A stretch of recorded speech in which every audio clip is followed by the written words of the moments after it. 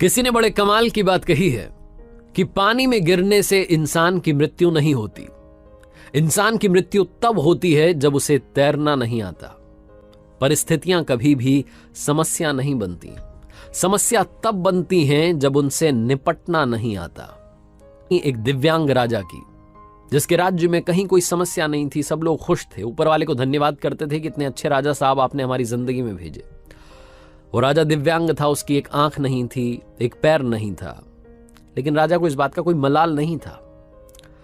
एक दिन राजा अपने महल की गैलरी में घूम रहा था, उस गलियारे में घूम रहा था और पोर्ट्रेट्स देख रहा था। जो शानदार पेंटिंग्स लगी थी उनको देख रहा था।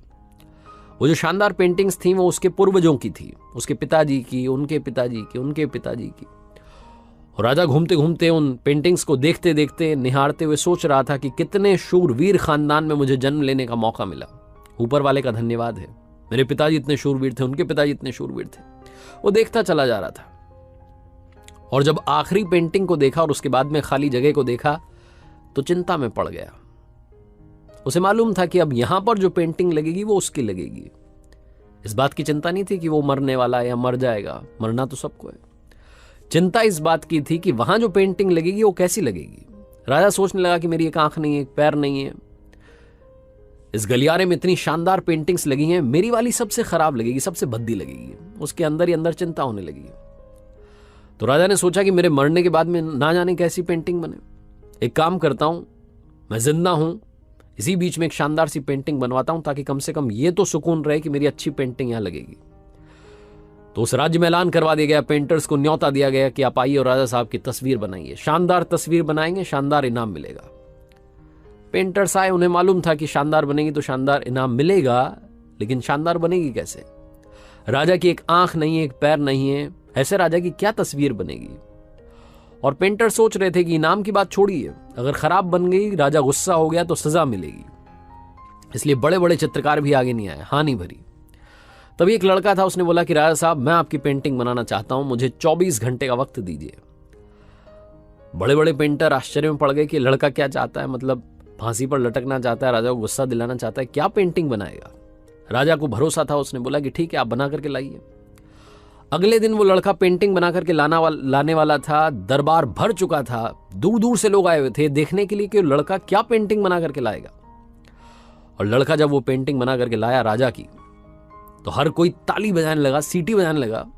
राजा ने जब वो पेंटिंग देखी तो खुश हो गया। राजा ने सोचा कि वाह, मतलब इससे अच्छी पेंटिंग तो उस गलियारे में नहीं है, ये अब तक की सर्वश्रेष्ठ है। राजा ने उस लड़के को बड़ा इनाम दिया। आप सोच रहे होंगे लड़के ने उस राजा की जिसकी एक आंख नहीं थी, एक पैर नहीं था, उसकी क्या पेंटिंग बनाई होगी। उस लड़के ने राजा को एक घोड़े पर सवार दिखाया। एक साइड से वो तस्वीर थी जिसमें एक पैर दिख रहा था, राजा तीरंदाजी कर रहा था, निशाना साध रहा था, और जब निशाना साधते हैं तो एक आंख बंद हो जाती है। एक आंख बंद थी, वही वाली आंख बंद थी जो राजा की नहीं थी।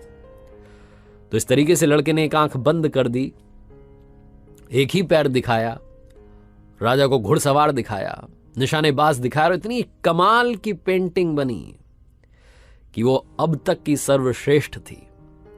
उस लड़के के सामने भी चुनौती थी, संकट था, लेकिन उसने सकारात्मकता का साथ नहीं छोड़ा, पॉजिटिविटी का साथ नहीं छोड़ा। जिंदगी में चाहे जो संकट आ जाए, एक वैक्सीन की डोज हमेशा लगा करके चलिएगा। इसे पॉजिटिविटी की वैक्सीन कहते हैं और इसकी डोज रोजाना लगानी जरूरी है। जिंदगी में चाहे जिस मुकाम पर आप हों, जिस संकट में आप फंस जाएं, जिस भी स्थिति में आप हों, अगर आपने पॉजिटिविटी की वैक्सीन लगा रखी है तो यकीन मानिए आप उस संकट से बाहर निकल आएंगे। बस आपसे इतना सा कहना चाहता हूं कि जिंदगी में उम्मीद का साथ मत छोड़िएगा, क्योंकि जिसने उम्मीद का साथ छोड़ दिया, जिंदगी उसका साथ छोड़ देती है। हर पल सकारात्मक रहिए, खुश रहिए, प्रसन्न रहिए, ऊपर वाले के आशीर्वाद के साथ, अपनों के प्यार के साथ और अपनी अच्छी और सच्ची मेहनत के साथ कर दिखाओ कुछ ऐसा कि दुनिया करना चाहे।